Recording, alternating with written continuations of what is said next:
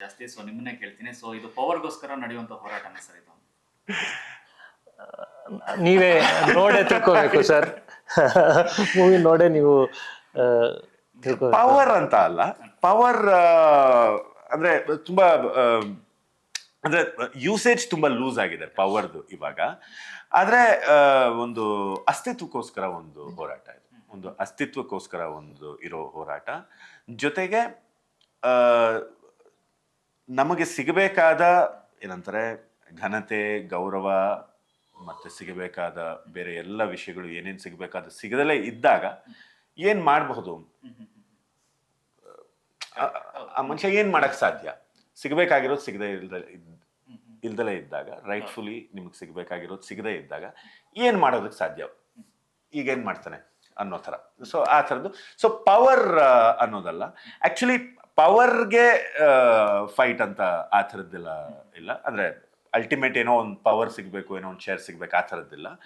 But ತುಂಬಾ ಒಳ್ಳೆ ಏನಂತಾರೆ ಇಂಟ್ರಾಪರ್ಸನಲ್ ರಿಲೇಶನ್ಶಿಪ್ ಇರುವಂತಹ ಕ್ಯಾರೆಕ್ಟರ್ಗಳಿದೆ. ಅಂದ್ರೆ ಎಲ್ಲ ಕ್ಯಾರೆಕ್ಟರ್ಗಳು ಒಂದಕ್ಕೊಂದು ತಳಕ್ ಹಾಕೊಂಡಿದೆ. ಅಂದ್ರೆ ಯಾವುದು ಸ್ಟ್ಯಾಂಡ್ ಅಲೋನ್ ಕ್ಯಾರೆಕ್ಟರ್ ಅಂತ ಇಲ್ಲ. So I think power struggle ಮೇಲಲ್ಲ, ಪವರ್ ಫೈಟ್ ಮೇಲಲ್ಲ, ಆದ್ರೆ ಅದಕ್ಕೂ ಮೀರಿ ಇನ್ನೂ ಒಂದು ದೊಡ್ಡ ಫೈಟ್ ಇದೆ, ಅದು ಫಿಲ್ಮ್ ಅಲ್ಲಿ ಗೊತ್ತಾಗುತ್ತೆ. ಸೈಲೆಂಟ್ ಆಗಿರುವಂತ ವ್ಯಕ್ತಿ ರೆಬಲ್ ಆದಾಗ ಯಾವ ರೀತಿ ಇರುತ್ತೆ ಅನ್ನೋದಕ್ಕೊಂದು ದರ್ಶನ. ಯಾಕಂದ್ರೆ ಸಿನಿಮಾದ ಟೀಸರ್ ಬಿಡ್ತೀರಾ ಅಂದ್ರೆ ಗ್ಲಿಮ್ಸ್. ಸೊ ಲಾಸ್ಟ್ ಒಂದು ಶಾರ್ಟ್ ಇದೆ ಆಕ್ಚುಲಿ, ಅವರು ಹಿಂಗೆ ಲಿಫ್ಟ್ ಮಾಡಿ ಮೇಲೆ ಕೂತ್ಕೊಂಡು ಲೈಟ್ ಆನ್ ಆಗುತ್ತೆ. ಸೊ ಅದ್ಭುತವಾದ ಥಾಟ್ ಅದಾಗಿ. ಸೊ ಅದೇ ತರ ಇರುತ್ತಾ ಅಂತ ಸೈಲೆಂಟ್ ಆಗಿರುವಂತ ವ್ಯಕ್ತಿ ಎಸ್, ಅಂದ್ರೆ ಸೈಲೆಂಟ್ ಆಗಿರೋರು ವೈಲೆಂಟ್ ಆಗ್ಬಾರ್ದು ಅಂತ ಏನು ಇಲ್ಲ, ಖಂಡಿತ.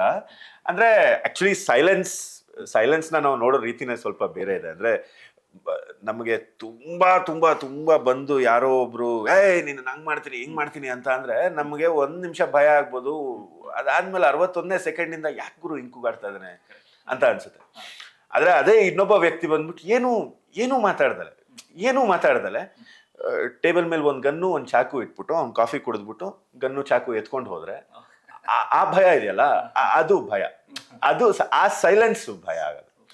ಸೊ ಆ ಸೈಲೆನ್ಸ್ನ ನಾವು ನೋಡೋ ರೀತಿ ಸ್ವಲ್ಪ ಬೇರೆ ಇದೆ. ಆಕ್ಚುಲಿ ಸೈಲೆಂಟ್ ಆಗಿರೋ ವ್ಯಕ್ತಿಗಳನ್ನೇ ಸ್ವಲ್ಪ ತುಂಬಾ ಬ್ರೂಡಿಂಗ್ ಆಗಿರುವಂತ ಒಂದಷ್ಟು ಇಂಟೆನ್ಸಿಟಿನ ಒಳಗಡೆ ಇಟ್ಕೊಂಡಿರ್ತಾರೆ. ಒಬ್ಬರೇ ಇರೋರು, ಏಕಾಂತದಲ್ಲಿರೋರು, ಅಂಡ್ ಸ್ವಲ್ಪ ಜನರಿಂದ ಸ್ವಲ್ಪ ಅಲೂಫ್ ಆಗಿರೋರು, ಜಾಸ್ತಿ ಮಾತಾಡದೇ ಇರೋರು.